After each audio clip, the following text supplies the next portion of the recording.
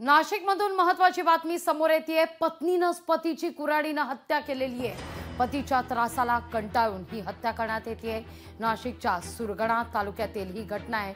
शोषखड्ड्यात मृतदेह पुरलेला आहे।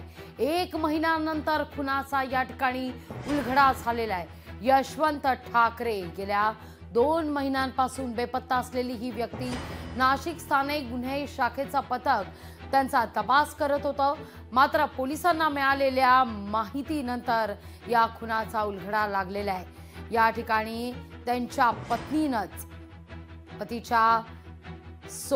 पतीसोबत भांडण झालं। पतीच्या जाचाला कंटाळून कुऱ्हाडीनं त्यांच्यावर घाव केल्याचं आता या सगळ्या तपासांती समोर येत आहे। आणि त्यानंतर पतीचा मृतदेह त्या ठिकाणी असलेल्या एका खड्ड्यात पुरून ठेवण्यात आला। चौकशी अंती आता या सगळ्या प्रकरणी माहिती समोर आलेली आहे। अधिक माहिती घेतो आपले प्रतिनिधी विशाल मोरे यांच्याकडून। विशाल, 2 महिन्यानंतर खुनाचा या ठिकाणी उलगडा होतोय।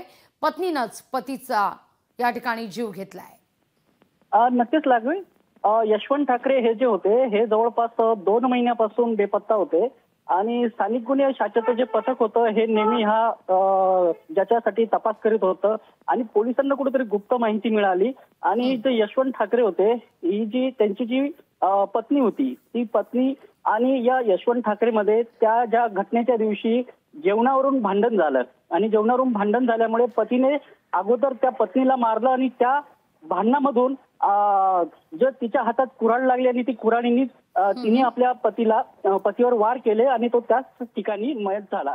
आणि त्यामुळे कोणाला तरी ही बातमी समजू नये भीतीपोटी मग तिने तो जो मृतदेह आहे हा जे आपला शौचालयाचा जो खड्डा असतो त्या खड्ड्यात पुरून वरून कचरा माती वगैरे टाकून आणि ती तिथून गुजरातला दुसऱ्या कामासाठी निघून गेली होती। त्या ठिकाणी तब्बल 2 महिन्यानंतर या सगळ्याचा आता उलगडा झाल्याचं समोर आलेलं आहे।